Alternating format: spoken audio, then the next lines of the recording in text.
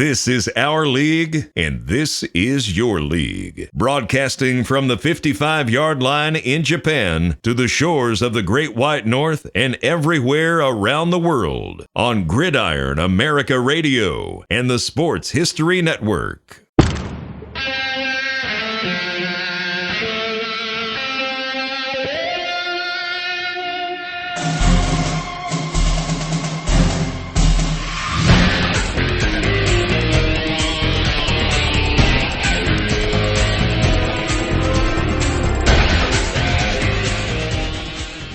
Hey, everybody. Welcome to From the 55-Yard Line on what is right now our first live stream on Facebook.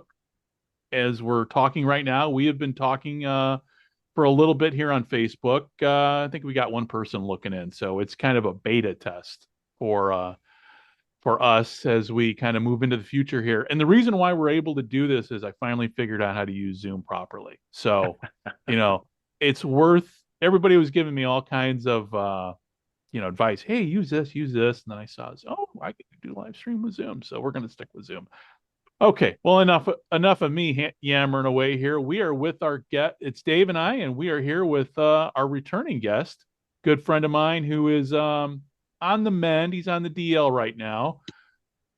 Co-host of the Sports Lunatic Show, prolific author, awesome writer, and just a downright good guy. Howie Mooney. How you doing, buddy? I'm working hard on the prolific author part. I'm working hard on the good author part. I thank you for calling me a good guy, though. Okay, well, you deserve it. This is you're in the third time club, because this is your third time sitting down with us, and we're here to talk about some more stories, basically, because you've got a new book coming out. It's more Crazy Days and Wild Nights is the title of the book.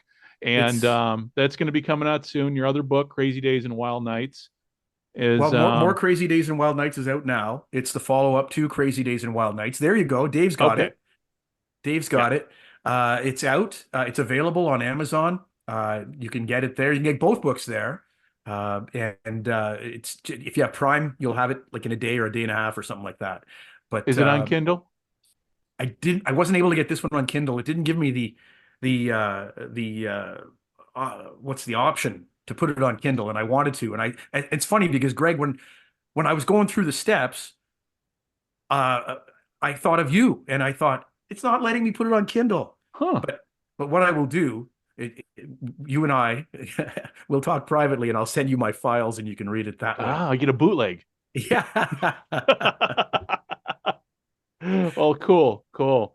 Yeah, no, thanks for sitting down with us. And I know Dave got the copy of your book here, and there's a lot to go over in a short amount of time. So, that's the thing. I mean, you and I have talked for more than we said we had an hour, but you and I have sat down here and talked for more than an hour on many occasions so far. Oh, yeah.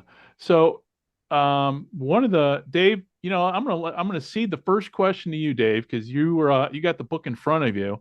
I'll let you. I'm working the background here, just making sure we don't go offline as we talk. So, Dave, the floor is yours with the opening question.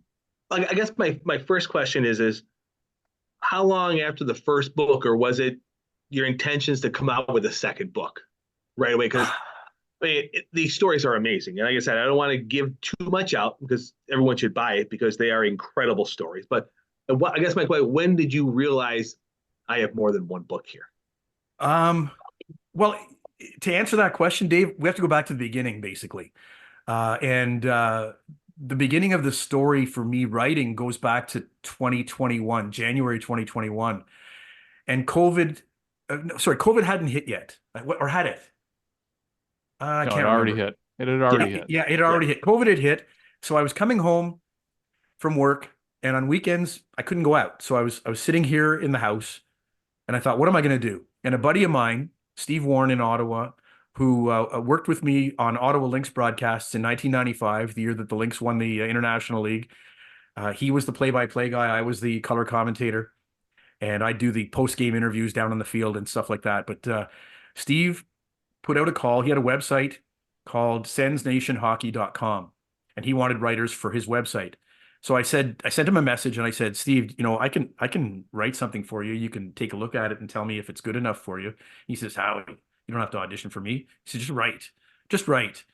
And we'll put it on. So I started writing for Steve, and fortunately enough, the stuff that I was writing was getting eyeballs, which was great. There was a website in Toronto that we were doing the Sports Lunatics on, and he called me and he says, I see what you're doing in Ottawa. I want you to write for me in Toronto here. And I said, okay. And what that allowed me to do was, it didn't have to be Ottawa centric. It didn't have to be Senators centric.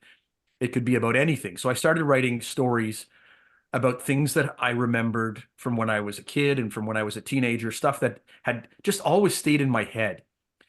And those stories formed the kind of the foundation for the first book, Crazy Days and Wild Nights, which is right here. And by the way, I take credit for how that cover is. Just for anybody out there. That's right. That's my artwork right there. Yeah, this used to be a picture from a game that from Wrigley Field that I took when my son and I were there in 2016. We were sitting down the right field line. I looked at the scoreboard, but above the scoreboard was this just ominous dark cloud. The light on the field, everything was beautiful. The crowd, the stands were full, the bleachers were all full. And with this cloud above, I took this picture, and it just was this beautiful picture, but it wasn't a high resolution enough for the cover. And so you and I were talking, Greg, and you instead of what was it? Instead of a JPEG, it's an ART file. Is that what it is? No, I think you had a JPEG because I had a JPEG. I had a JPEG, but you turned it into an ART file. Something like that, yeah. And I'd never heard of an ART file before, and I suggested that to the woman who published the book, and she tried that, and exactly we have what we have on the cover because of your suggestion, and you're showing me a file that I'd never seen before. But anyway, yeah. I just thought I'd throw that in there. I digress. So no, it's okay. The stories that I had written as a teenager formed the basis or the foundation for the first book. And I just kept writing from there, and just stuff that I found interesting or stuff that I found compelling. And that became a book. And I shouldn't say it became a book, because it didn't become a book. I had accumulated pieces, and I had accumulated a bunch of pieces. And I thought, I wonder if there's enough stuff here to put a book together. And I put a manuscript together, and I started, shoving it around, and it didn't get any traction. And so I started taking stories out of that one and putting different stories in, and finally, I talked to a buddy of mine, Danny Gallagher, he's written a whole bunch of books. I think he's up to now his 10th or 11th on the expos, and just alone. But Danny talked me through. Oh, it's called Explosion, by the way, and I think it's available. You can get it on Amazon. Danny's a great storyteller as well. But anyway, Danny talked me through the whole process and how to put the book together, how to contact people, who to contact, and he put me in touch with this woman, Donna Deering, who helped me put the book together and put what I had as a manuscript and turned it into a book. And then I just kept writing because I had time. It's like, I got time. So I kept writing and kept writing and kept writing, and amassed more pieces and more pieces. And so, Dave, that became the second book. And, working that way, I just kept writing and writing and writing. And as we sit here right now, I have 3 more books and maybe a 4th that are ready to go anytime that I'm ready to go. They can come out. And so, that's I hope that answers your question in terms of how. That was my next question too, because I'm curious how many more these are amazing stories. That was my next question, was how many more do you have? Like, that's awesome. That's great. Well, I have a third in this series, in the Crazy Days and Wild Nights series. And for anybody that hasn't seen them or hasn't heard about them, Dave, you're familiar with the stories, but what I like to find are stories that take place, and inside them there's an element that was totally unforeseen or totally unplanned for. And it forces all the people, the principals involved in the story, to deal with the consequences of chance, of random chance. Mhm. And so, you saw in the second book, and I'll tell a little bit of the story in this one. Everybody remembers the 1982 fight between Boom Boom Mancini and Duk Kim. And so in that story, I tell each guy's kind of story, how they got to this point where they're fighting for the world championship. Duk Kim, his story was just so compelling to me, fighting his way out of poverty. And when I talk about poverty, I'm not talking about poverty. I'm talking about abject, living under a bridge poverty, drinking out of puddles because to get water poverty. Third world poverty. Absolutely, yes, absolutely. But he always knew that there's something better out there for him. And he got into boxing, and he boxed his way out of Korea and out of to the Asian Championship, to this World Championship fight against Boom Boom Mancini in Vegas in '82. And the way it goes, these were two guys. They were two valiant, two gallant fighters who refused to take a step back from the other guy. And this was back when championships fights were 15 rounds. And they got to the 6th, and they got to the 7th, and they got to the 8th. And as they got further and further into the fight, their faces became less and less recognizable as faces, and they were more like bloody pulps. But neither guy was backing down. And they got into the 13th and into the 14th, and that's when, the worst possible thing happened in the fight. And I'll leave it at that, because if anyone that's old enough, we know the story.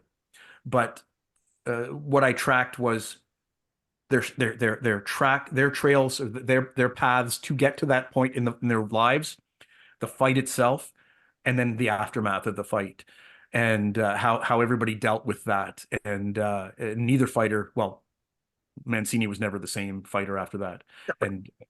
But I'll leave it at that. Those are the kind of stories that I look for, and they aren't necessarily always sad. They aren't necessarily always violent, but there's a lot of that in the stories that I write. Yeah, it's more than just a fight that happened. Yeah, something that happened. There's a lot more to it. Yeah. Yeah, the stories that I write, there are more than just stories about a game or how the score ended up the way it was. It's something that happens in the game that causes these people to have to deal with something possibly for the rest of their lives. Well, in growing up in Buffalo, and we talked about this before, I do enjoy the Legend of Taro from the first film. Yeah. Growing up in Buffalo, it's just, I honestly, you can't, if you're not. That is a great story. You have to be a certain age to understand that story, or to even heard that story, and then to understand on how a draft went back then, and then just to hear the whole story. It's just, I'm reading it and laughing, because it's such a hilarious story at the end of the day. It really is. How they pull that off is still, to me, a hilarious thing. Well, and you had the humorless president of the league, Clarence Campbell, who just. It was a different time. Hockey. You're right. Hockey was run a different way. It just is just a different thing. It's just. I had something in my mind that I was going to say. Oh, because I talked to Ben Sugimoto, who was the grandson, or it was the grandson or the great grandson of the family that owned the farm and the fruit stand that between St. Bonaventure and Buffalo, that that is the center of the story, basically. But Ben was great in terms of giving me all the information that I wanted. That's awesome. No, that's great. That's great. Well, in looking at the new book, I guess, once again, I mean, every one of these stories is just phenomenal. It's just depending on the going back in time or how it's shaped. Like I said, I don't want I want to do this without giving it away, but it really like just like the character of Frank Beaton is just is amazing. And it's like I'm looking at this, I'm like I'm looking at it first going, okay, I read the title of the chapter, I'm like, okay, I worked in professional hockey for 12 years. I've heard a lot of different stories. I'm like, I truly have never heard of this one. Like I mean, I can reference like Bruce Schuppon getting arrested all the time in the Central Hockey League and beating up police officers and all that stuff, but I've never heard his story. Like it was great, just to hear out like how wacky the World Hockey Association was, just how it was just different than the starch of the NHL, as we were just talking about. Um, That's so true. That's so true. The stuffed shirtness that was the NHL at the time, and for no real um, uh, appropriate reason. You know, the WHA came in, and I don't think they intended to be as fun as they were. I don't think they intended to be as wild as they were. But I told you earlier before we started recording that I sat down with Ed Willis, who was the guy who wrote the Rebel League, and just a long time newspaper guy, especially out of Vancouver for a while, and just the stories of the WHA at the time. They go beyond kind of belief, or it's almost like we were talking, Greg and you and I were talking about animes and mangas, before we started recording, and how you have to suspend disbelief in order to believe some of these things. Well, the WHA was the same way. You almost had to suspend disbelief in order to be able to follow along with their story arcs. It was just weird and wild. I always viewed the WHA along the lines of the AFL, in the aspect of, I'm not sure how many of these players were actually thinking they're going to get a chance. Like this is, granted they're going against NHL, but it's still the next tier down. And some of these guys, they grab some high priced players, but they still were filling them in with other players. And they're like, you know what? I'm getting paid to play hockey. I wasn't expecting to. I'm going to have a good time at it for as long as it's going to last. And a lot of them did. And they had a really good time. And you're living in Alabama, or you're living in the South, and it's 70 degrees out playing professional hockey. You're not trudging with your bag in minus 15-degree weather from the rink to the bus. And it's like making some decent money. This isn't the worst thing in the world. Well, and it brings to mind a lot of the things that happened in the movie Slapshot. And the movie Slapshot did not occur in a vacuum. And in the second chapter of the new book, I talk about Slapshot, and I talk about how it was made, and how Nancy Dowd put the whole story together, because her brother played in Charlestown at the time with the Chiefs, and she wanted to get the vibe of the Johnstown Jets, not Charlestown. Yeah, the Johnstown Jets. Say, yeah, the Johnstown. Yeah, my brain. I'm on some wonderful medication with my hip replacement, but yeah, her brother Ned played in Johnstown with the Jets, and so she wanted to get the vibe of Johnstown. And at the time in the 70s, it was a really hard time economically in the country. It was a really hard time, for a lot of people to even buy tickets for hockey games. It was one of the last things on their priorities list. But the Who Owns the Team theme became her raison d'etre in writing the story about Slapshot. Yeah, no, working in professional hockey for a bunch of years. I tell you, all that stuff is believable. Like I don't think everything that happened in that movie, I can say, you know what, they might have embellished a little bit, but the basis of it all happened, because so basically it was a documentary. It was kind of. It was really kind of. You have a well-known director and a star involved, and then you're filling it in with some newer actors, some hockey players who can act and things like that. But my time was the mid '90s to the mid 2000s, and all these stories are like we had the Hansons come in and when they were doing the 20th anniversary of the movie, they were doing their tours and they're coming in like they all played hockey. This all had like all this, and it was funny listening. Like there's a lot of things that they didn't put in the movie, and I've seen my fair share of shenanigans and working in minor league sports where I'm like, all of this happened and probably toned down to some degree so they can get it on the movie. So people weren't arrested for some of the crazy stuff that they've done. So it's spot on. Like it was just I can't I tell people all the time like you might think this is some wacky movie from the wacky hockey movie from the 70s, but it happened. All of it happened. It did. And having played hockey myself for 40 plus years and having been a teenager in the 70s and having had to escape from some arenas sometimes because the people didn't like us beating their team, fans jumping onto the ice, trying to fight us in their street shoes and throwing garbage cans. I remember having a Mickey bottle fly past my head. The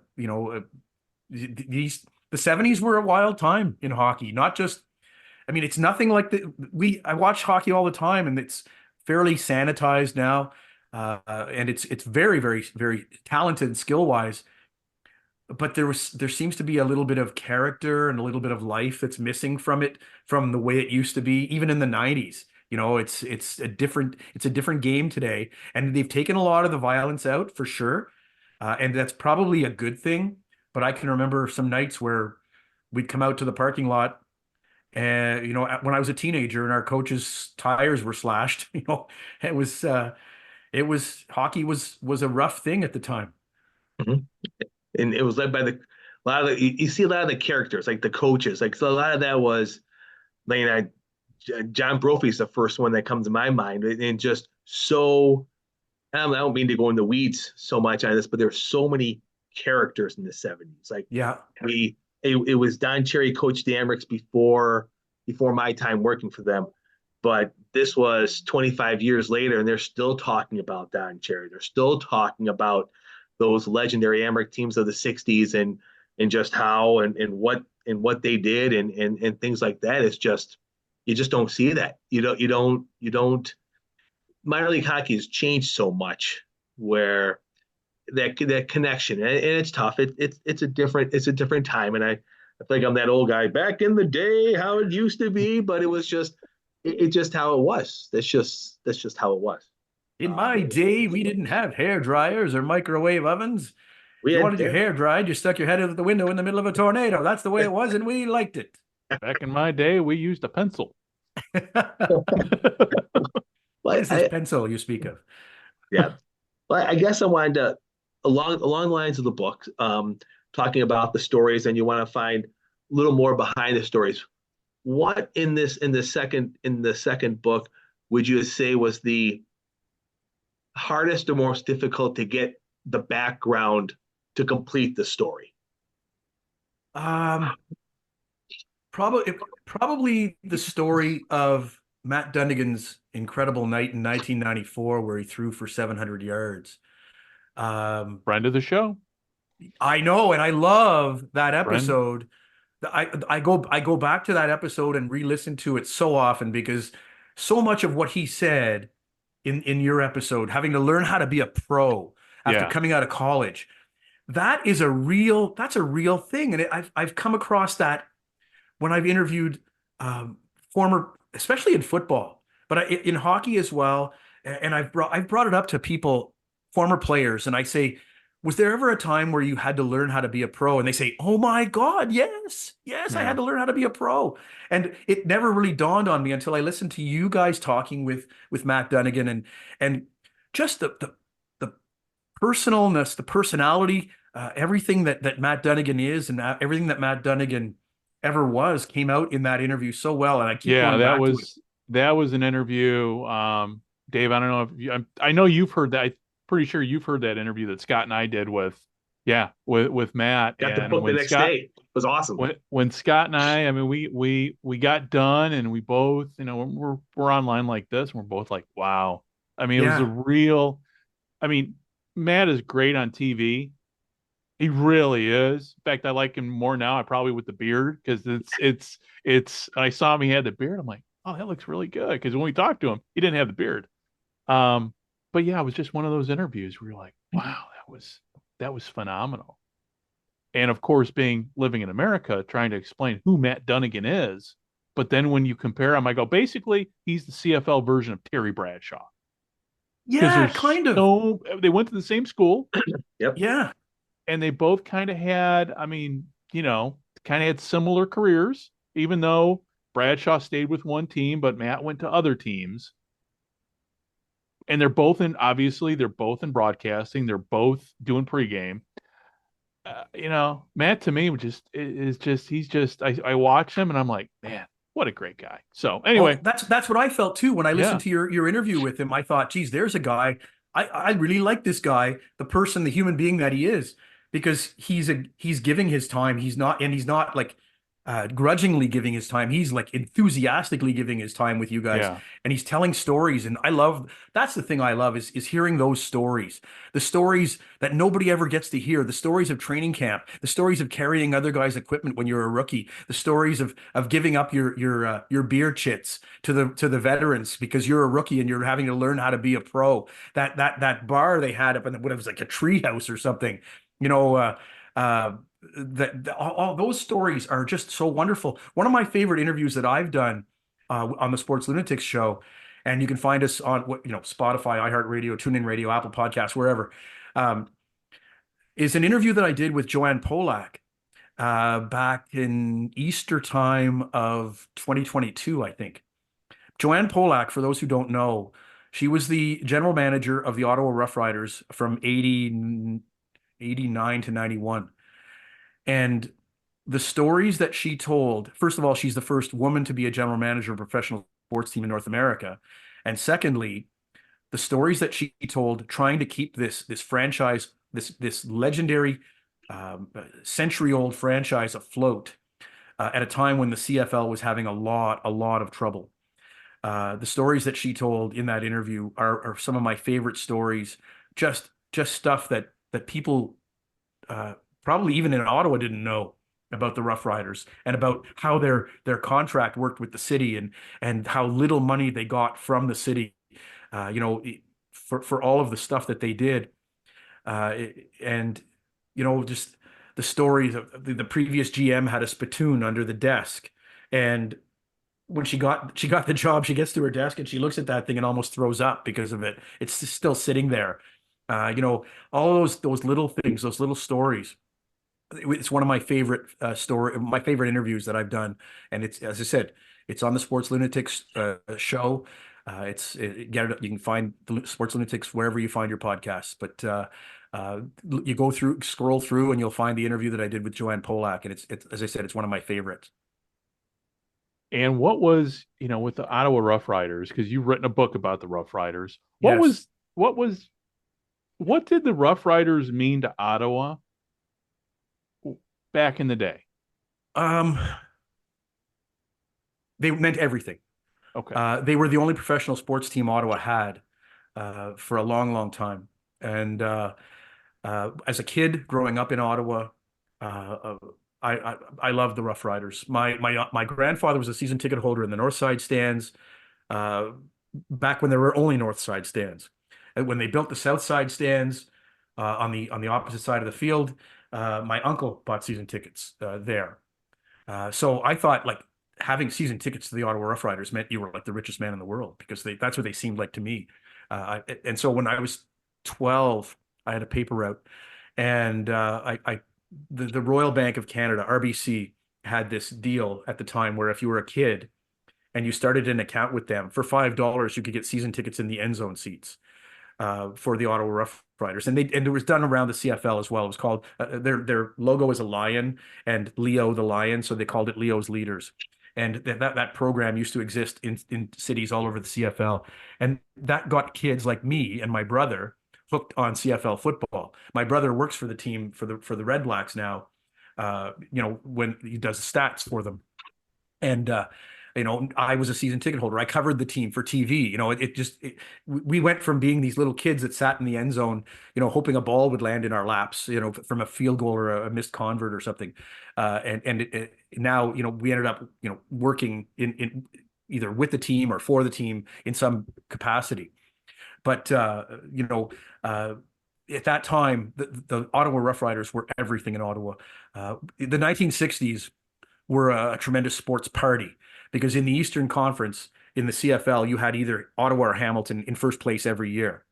And they would beat each other just to the bone to try to get to the Grey Cup every year. And this past week, in the Western side, the Winnipeg Blue Bombers had that kind of from 56, I think, to 67, 66 or whatever in the West.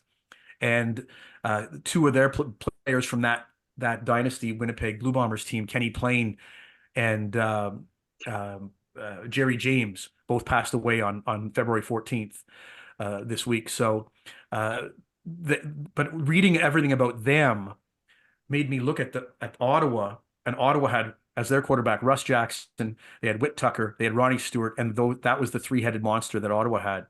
And so they were the kind of the similar Jerry James and Kenny Plain in Winnipeg. But those three guys, back then too, players didn't make a lot of money, so they had to have jobs outside of football. Russ Jackson was a teacher and later a principal at the high school I ended up going to.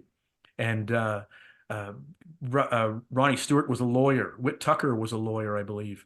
They all had jobs outside of football, and it stayed that way for a long, long time in the CFL. But the Rough Riders, even through the 70s, they were the biggest thing in town. They won the Grey Cup in 76 on that dramatic Clements to Gabriel touchdown. In 81, they had a crap team. But they never had the same lineup twice. Injuries, cuts, things happened all through the season. And finally, the last two games of the regular season, they had the same lineup, and they seemed to catch some kind of lightning in a bottle, and they started to play well. They finished in second place in the division that year at 5-11 because the rest of the division was so terrible. They played Montreal in the Eastern semifinal, and they got by the skin of their teeth. They went to Hamilton. Frank Cush was coaching Hamilton at the time, and that team was 11-5 or 12-4 or something like that. They breezed through the regular season. Ottawa went in there and surprised them by beating, I think it was 14-7. Pat Stoko got both touchdowns, if I'm not mistaken, in that game. And he was a slot receiver. And I remember sitting down with him for like an hour and a half. And you can find that episode on the Sports Lunatics show as well. But Pat, the interview with Pat was one of my other favorite ones, probably because my first sports love was the Ottawa Rough Riders. And the fact that he played for the Rough Riders, it was one of my most fun interviews, just getting to talk with him about that year and about his career. But, after 81, life in Ottawa as a football fan got really hard because the team got really bad. We still went to the games. Super season 88, the team went 2-14 or 2-16. I think we've gone to an 18-game schedule at that time, but they won 2 games all year. It was supposed to be a wonderful celebration of football, and it was just awful. And then in the 90s, it changed owners. They went to a group ownership in town, and then they sold it to Horn Chen, and then the Gleibermans. So the Gleibermans, then Horn Chen, and it just became just a gong show in Ottawa. And people stopped going because they knew the team had no chance of winning, not because they didn't like the team or appreciate the franchise. They just didn't like going there anymore because they didn't like seeing losing all the time. And covering the team in 91 and 92 or 92 and 93, sorry, was difficult. Mind you, a team like that, like the Rough Riders were, bringing in guys like Dexter Manley and stuff and people like that, personalities who were past their primes, right, and had nothing left football wise, but they could give you a good interview. That made the job a little bit easier, but it was tough. And by 96, there was nothing left in the tank for the Rough Riders, for ownership, for the fans in the city, and the team folded after the 96 season. And of course, the 90s, that 96 year, I mean, you're talking too, that was the time period where you had the CFL expansion in the States. You had a lot of financial problems. It just seemed to me, I mean, and looking at the period, for his people who look at the CFL now, who are fans now and new fans in America, when they're looking at the CFL now, they don't really get how important the 90s were to the league, and really kind of how, though they learned a lot of hard lessons that fortunately have not been repeated, at least in the CFL, in terms of, going for, just expanding just to get the money, kind of taking a step back. Obviously the pandemic put up, the league took a financial hit, but maybe looking back on it now, do you think it was a smart idea from a business standpoint now? Because we're so many, going on 4 years after the pandemic, for them not to have played. Do you think taking that season off actually may have saved the CFL moving forward now? I don't know if it did any of that. I don't know if it saved the CFL.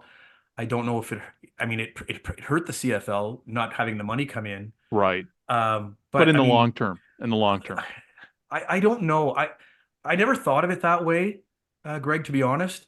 When I think of the game now, I think of the players more than I think of anything else. right. And how did it affect the players? And I'm sure a lot of the players were hurt by it. Yeah. And the players need to have money coming in. Right. And so I'm sure having a year off did not help them at all. And I'm sure it drove a lot of the players out of Canada and back down to the States to play somewhere, just to play anywhere, whether it was a spring league or whether it was whatever. But I never thought about the thought of it saving the league. Well, and the reason, But I remember when you and I talked, I think the first time, it was around the time when the XFL and CFL were talking about merging. Am I wrong about that, or am I right? yeah, that was about the time. Yeah, that was, Yeah. you're right. You're right. No, I'm just thinking about now, because nobody ever talks about, at least I haven't seen it, maybe just because I'm on the other side of the world right now, but I don't hear anybody talking about whether or not the CFL is going to be around. It just seems to me that after the pandemic, the league got right back on its feet, and we got some new owners in. I know there have been some ownership issues with Montreal, and obviously BC has turned itself around. Yes. In the big city. So with Montreal, and obviously with the Argonauts, I mean, MLSE seems to be fully committed to the Argonauts, unless I'm seeing something different. Well, I think that's true, and I think too that 2023 saw a real resurgence in terms of fan interest in Toronto, because fan interest in Toronto has always been an issue. Right. But it became a real issue probably in the last 15 years, because I moved here to Toronto in 2003, and at the time, it was I wouldn't say it was a ghost town, because there have always been diehard Argo fans in Toronto. There will always be people that will go to the games. Right. But it seemed like 2023 drummed up excitement that we didn't have previously. And my hope is that those people stick around for the long haul, because I love the CFL and I don't care. I will go to Argos games. I grew up in Ottawa. I grew up an Ottawa Rough Riders fan. I'm a Red Blacks fan, but I'm a fan of every team in the CFL now. And just going to Grey Cups and meeting people from all over the country, and people from the States that come up. People come up from Baltimore. Oh, yeah. Still, and meeting those people, and knowing that we are the ones that are on our little island. We are on our CFL fan island, and we have to stand together. No, yeah, we'll throw rocks at each other during the season because I don't like your team, you don't like my team.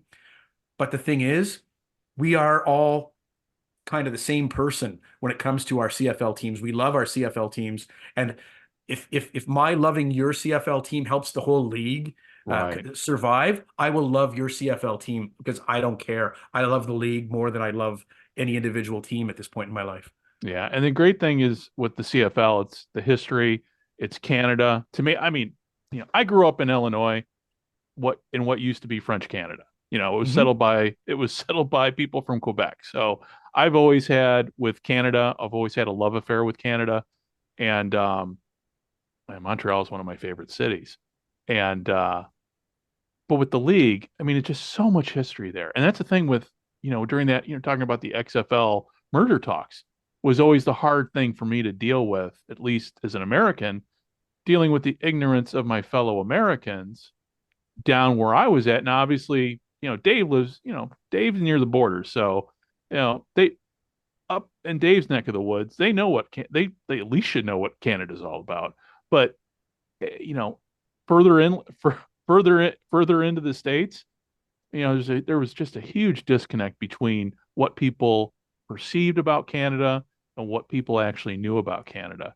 And I think the good thing that came out of those merger talks is people started down in the States, started taking a look at the CFL and realizing, hey, this is a pretty good league. I mean, you had a lot of, podcasters jumping on the bandwagon. Hey, I like that, starting their own, God love them. I mean, they do actually, they do a great service to help promote the league down in the States.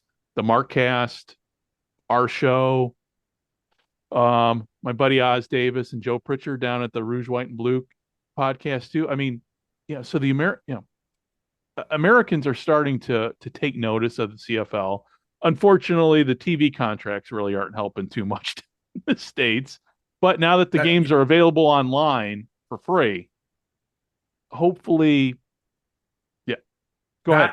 that's going to be huge. And in terms of attracting fans and maintaining younger fans, having online viewership or having the possibility to watch a game online, it's going to be huge because how many of us now still go to our TVs and watch the TV on the regular channels anymore?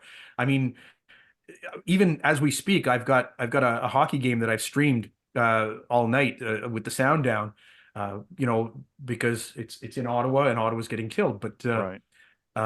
it's not on my regular TV here, but I'm streaming it. I'm able to do that on my TV. But streaming is, I mean, welcome to the 2010s. That's how I feel about it. Yeah. CFL, welcome to the 2010s. It's so important that younger people have a way to watch CFL games that they may not have wanted to watch or wanted to see through regular TV. They can watch it on their phones, they can watch it on their tablets, however they want to watch it. It's there for them now. And thankfully, touch wood, it stays there for a long time. Yeah. Yeah. Go ahead, Dave. Because engaging the younger fans, it's engaging me as a 10-year-old, a 9-year-old, got me to be a lifelong CFL fan. Engaging these kids today as young kids will make them fans of whatever for the rest of their lives as well, whether it's CFL football, Major League Baseball, anything. And I thought the new platform this year was wonderful. Online, I mean, the app, being able to do some fantasy. I thought that was really a step up. And you throw in the streaming, it was perfect. It was awesome. Yeah, But there was the some question, grumbling about it, but all worked out. I mean, when it first came out, it was like there was a lot of grumbling, but it worked great. But I think sorry, I was gonna say, isn't there always grumbling about something when it's There new? always is, yeah. and that's what I think. I think the grumbling was I knew how to find it on ESPN Plus. I want to go there. I don't like something new. And then people were online going, it's free. Go to CFL. I mean, literally, it's free. You don't have to have ESPN.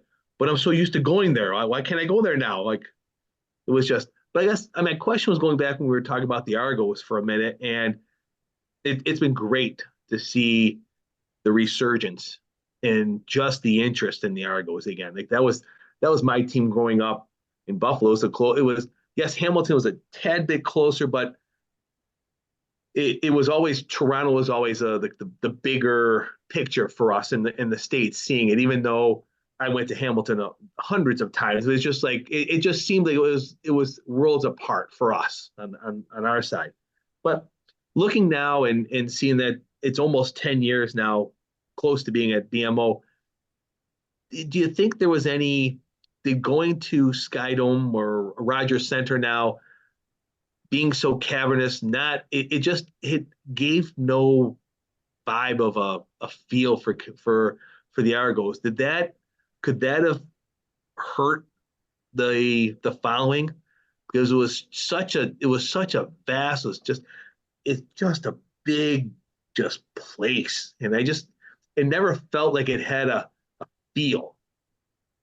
I think a lot of the injury to Argos following in Toronto went back to when I think Harry Ornest, if I'm not, and I want to get this right, and somebody will correct me if I'm wrong, when he owned the team and blacked out home games, because and I think that forced the team to be lost to a generation of possible fans, and that was the start of it.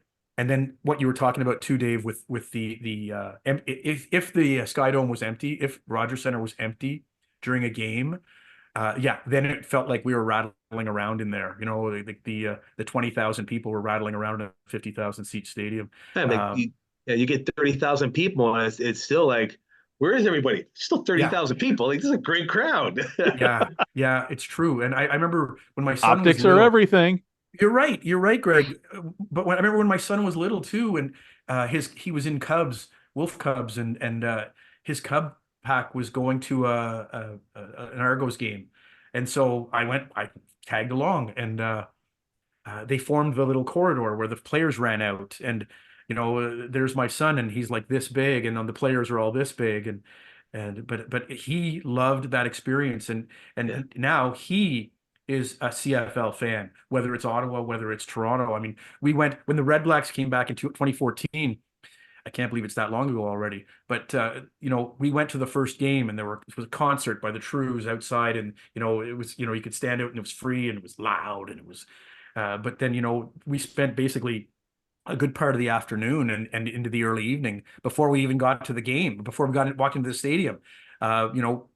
Walking around and looking at all the things that there were to see, and then we saw the game, and this expansion team beat the Argos in their first ever game, and we were there, and I mean, it bit him, and he's there now. He's there for life, and yeah, I think it's so important to engage young people early.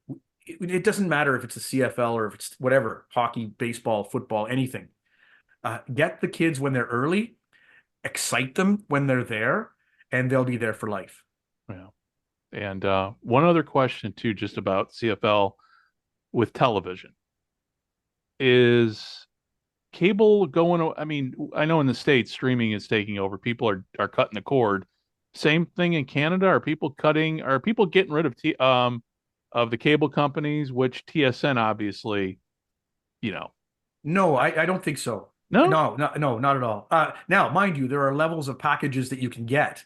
Okay. There's Bell and Rogers, and they have levels of packages. If the very basic package, TSN is a Bell property, so if you have Rogers, their basic cable doesn't include TSN. Oh, wow. So the reason why I was asking is streaming the future. Is streaming going to be the future for the CFL as it is down in the States with the NFL, say on YouTube TV?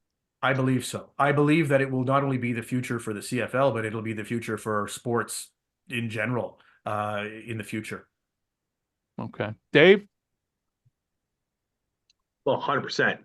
We're here. I mean, if you guys saw the announcement between ESPN, what is it? ESPN, Fox, and Discovery about the three of them teaming up and having like a super sports streaming package. Like, if they're talking about it, it's just a matter of time before all the big four here, that's the direction they're going. I mean, it's all going to be that. It's going to be how, on the sports side, I see it, is how they can monetize it and then make it affordable. So go to somebody who's going to pay them a ton of money to get it, and then make it reasonable for all of us to watch it, with the aspect of Amazon or someone like Amazon can pay a ton for it, and then because they have everybody under the sun.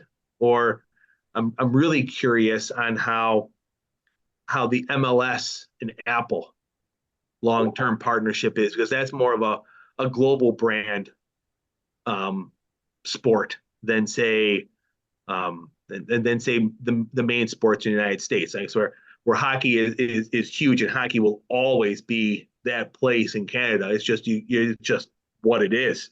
And Yeah. that's like soccer. That's like soccer around the world. So the media, I think the media in the United States just don't understand the impact that Apple can have on this sport, because they still look at soccer as that fifth or sixth or seventh Right. sport. I'm curious though to ask you guys, because you guys live it, but I mean, you guys are sports fans, you guys are sports guys. In the States now, you can watch English Premier League on Peacock, can't you? And I mean, I'm hearing from people talking about European soccer more than I ever heard anybody talking about European soccer.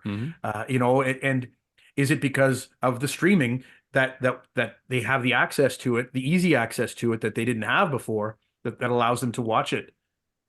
Yes, in all the competitions, like the Paramount Plus, which is the CBS version, they have the UEFA League, and you're getting Bundesliga, you're getting the German league, you're getting everybody now. You're getting the La Ligas, and you're getting the Mexican Division One.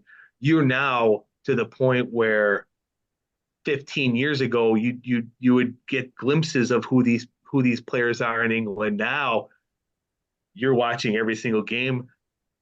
I mean, you can watch that Wrexham team, their fifth division, and you can buy a package to watch fifth division English football. Like, that's how, I mean, if you wanna watch it, you will find it. It'll be on your screen somehow. The way we're watching sports now, and I'm kind of referencing back to your Howie too, when you and Sean talked about the demise of Sports Illustrated. Oh, How we view sports nowadays was written about back in the 70s by the great writers at Sports Illustrated, like Frank DeFord and, you know, all those other guys.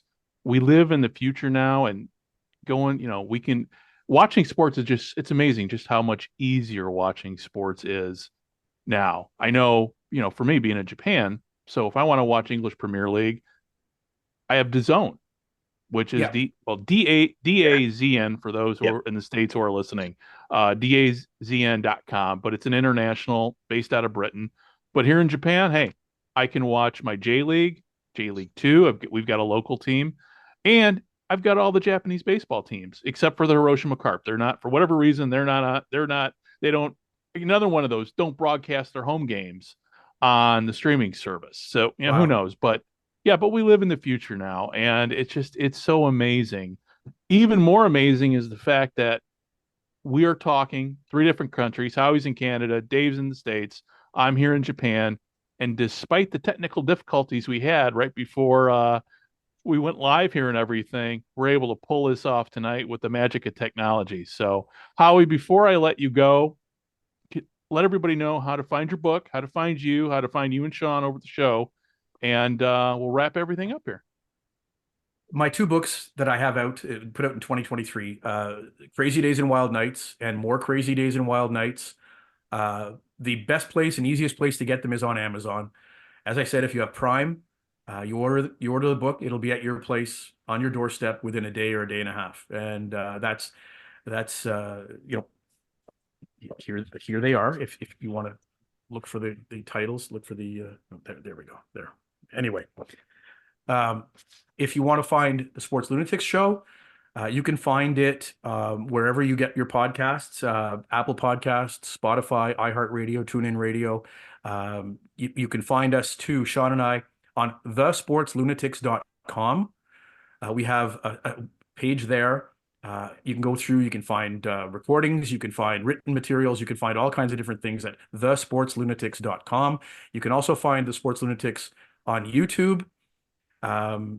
I believe it's just look up Sports Lunatics or the Sports Lunatics in the search page on YouTube, and you'll find us. We've got a lot of stuff there as well. Shawnee is, he's working incredibly hard on a lot of this stuff and putting a lot of the stuff up. Right. And he tonight is hosting a trivia. He hosts trivia evening at one of. He's out in Nova Scotia, and I don't even know if they're going to be out there tonight because with the snow. But he was saying that I sent him a couple of questions, and he says I might use these, but that he could not. He had a previous engagement, so he could not be here tonight with us. Okay, and for everybody who is tuning in, and right now we're on the live stream, so I see one viewer. It could be my mom. I don't know, but hey, if you're but if you're watching this on the replay, thank you very much for tuning in and listening to us on the podcast. Thank you as always for listening to us. And from the 55 yard line, you can find us at fromthe55yardline.ca. And we are on the Sports History Network, and you can find us at thesportshistorynetwork.com. We're also on YouTube, and look for the Sports History Network on YouTube, and you can find the podcast there. But like the Sports Lunatic Show, we are everywhere you could, pretty much, I think, on every podcast platform that I've been able to see. And just like I said, it's amazing. We're all of us here, all three of us, we get to be 12-year-olds again and be back in, back in the day we were growing up. Oh yeah, I'd love to be on the radio. Yeah, it'll never happen. But now, hey, look, because of technology, we're all radio stars, even micro level type radio stars. Yeah. But yes, with all that said, thank you very much for tuning in, everybody. Listen, and keep an eye out too, because I think what I'd like to do in the future as we're moving on here, as we're going to have you on and talk more CFL, because that's the roots of the show. And I wanted to get to free agency today, but just we're running out of time here. I made lots of notes too. I made my notes on the back of an envelope. Well, you know what? I mean, I know right now because you're on the DL, so you're readily available. So who knows? Maybe next week we'll be having you, depending upon our schedule and everything, how next week's schedule goes, bring you back, talk CFL free agency, because we're right now with the free agency, it's still going. I mean, it hasn't ended yet. Nope. We don't know where my guy Lucky Whitehead's going yet.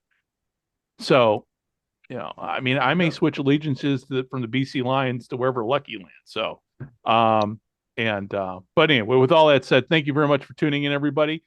This is Greg speaking for Dave, Howie, and Fran. Hey, and Fran, we'll be back probably next week. We'll be going over his Around the League segment.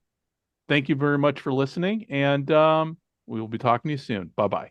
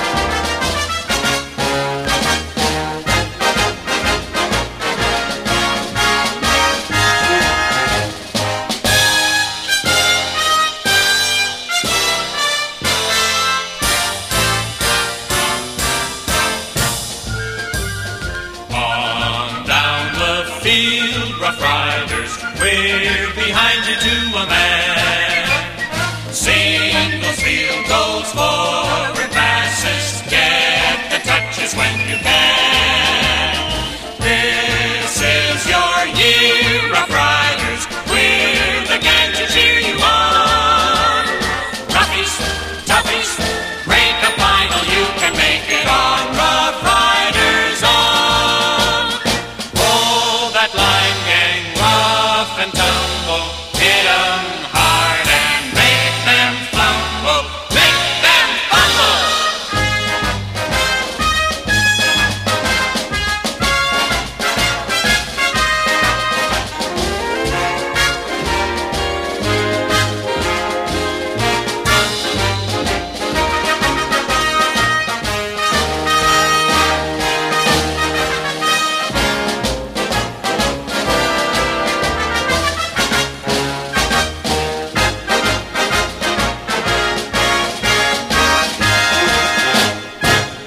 This podcast is part of the Sports History Network, your headquarters for the yesteryear of your favorite sport. You can learn more at sportshistorynetwork.com.